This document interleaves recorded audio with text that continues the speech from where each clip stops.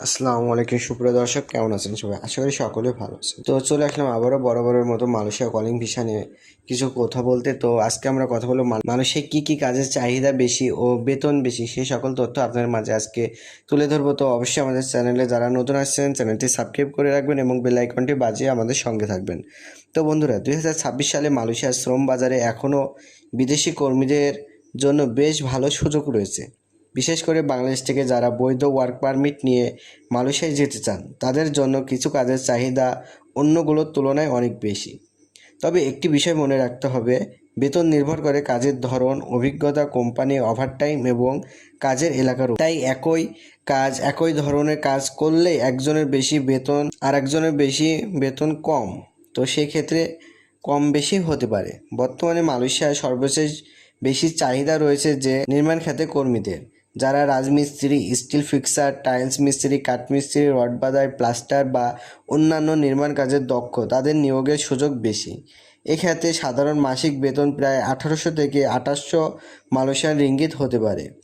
নিয়মিত ওভারটাইম করলে অনেক কর্মীদের মাসিক আয় 3000 থেকে 4000 রিঙ্গিত বা তারও বেশি হতে পারে। ম্যানুফ্যাকচারিং বা ফ্যাক্টরি সেক্টর বিদেশি কর্মীদের জন্য অন্যতম বড় একটি কর্মক্ষেত্র। ইলেকট্রনিক্স, সেমিকন্ডাক্টর, প্লাস্টিক, খাদ্য প্রক্রিয়াজাতকরণ, মেডিকেল, গ্লাভস এবং বিভিন্ন শিল্প কারখানায় নিয়মিত কর্মী নিয়োগ দেওয়া হয়। এক্ষেত্রে সাধারণ বেতন প্রায় 1700 থেকে 2500 রিঙ্গিতের মধ্যে থাকে। ওভারটাইম যোগ করলে মাসিক আয় ক্ষেত্রে দেখা যাচ্ছে যে 3000 রিঙ্গিতের বেশি হয়ে থাকে। পাম অয়েল বাগান এবং কৃষিখাতেও প্রচুর বিদেশি কর্মী কাজ করেন। ফল সংগ্রহ, গাছের পরিচর্যা, সার দেওয়া এবং অন্যান্য কৃষিকাজের জন্য কর্মী নেওয়া হচ্ছে। এক্ষেত্রে কিছু কাজ রয়েছে শারীরিক পরিশ্রম হলেও অভিজ্ঞতা কর্মীদের ভালো আয় করতে পারেন। সাধারণ বেতন দেখা যাচ্ছে 1700 থেকে 2500 রিঙ্গিতের মধ্যে থাকে এবং উৎপাদনের উপর ভিত্তি করে অতিরিক্ত আয়ের সুযোগও থাকে। গুদাম বা ওভার হাউস সেক্টরেও বর্তমান কর্মীর চাহিদা বেড়েছে। পণ্য ওঠানো, নামানো, প্যাকেজিং, স্ক্যান, লোডিং এবং ইনভার্টার ব্যবস্থাপনার মতো কাজে বিদেশি কর্মী নিয়োগ করা যায়। এক্ষেত্রে মাসিক বেতন সাধারণত 1800 থেকে 2800 রিঙ্গিত পর্যন্ত হতে পারে। ওভারটাইম করলে আয় আরও বাড়ে। লজিস্টিক্স ও ডেলিভারি খাত দ্রুত সম্প্রসারিত হচ্ছে। যারা বৈধ ড্রাইভিং লাইসেন্স সহ কাজ করতে পারেন এবং তাদের জন্য ভালো সুযোগ রয়েছে। ডেলিভারি রাইডার ও ড্রাইভারের আয় কাজের পারিশ্রমিক উপর নির্ভর করে। অনেক সময় দেখা যাচ্ছে 3000 থেকে 5000 রিঙ্গিত বা তারও বেশি হতে পারে। হোটেল, রেস্টুরেন্ট এবং পর্যটন খ্যাত কর্মীদের চাহিদা রয়েছে। Waiter, kitchen helper, housekeeping, room এবং পরিষ্কার পরিচ্ছন্নতা কর্মী হিসেবে কাজের সুযোগ পাওয়া যায়।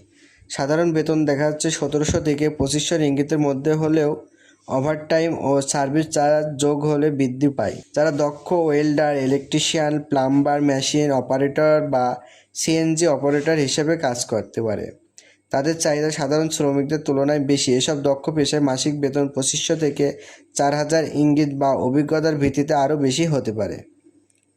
মালয়েশিয়ায় কাজ বেছে নেওয়ার সময় শুধু বেশি বেতনের কথা চিন্তা করলে হবে না। কোম্পানি বৈধ কিনা, ওভারটাইম সুযোগ আছে কিনা, থাকা খাওয়ার সুবিধা দেয় কিনা, চিকিৎসার সুবিধা আছে কিনা, সেসব কর্মভিত্তিতে কী কী শর্ত আছে, এসব বিষয়ও ভালোভাবে যাচাই করতে হবে। বাংলাদেশ থেকে মালয়েশিয়ায় যাওয়ার আগে অবশ্যই সরকার অনুমোদিত বা বৈধ প্রক্রিয়ার মাধ্যমে যাওয়া উচিত। কোনো দালালের মিথ্যা প্রতিশ্রুতি, অতিরিক্ত টাকা দেওয়া বা ঝুঁকিপূর্ণ হতে পারে। ভিসা, চাকরির অফার লেটার, বেতন, কর্মসংস্থান এবং অন্যান্য শর্ত ভালোভাবে যাচাই করে সিদ্ধান্ত নেওয়া সর্বচেয়ে নিরাপদ।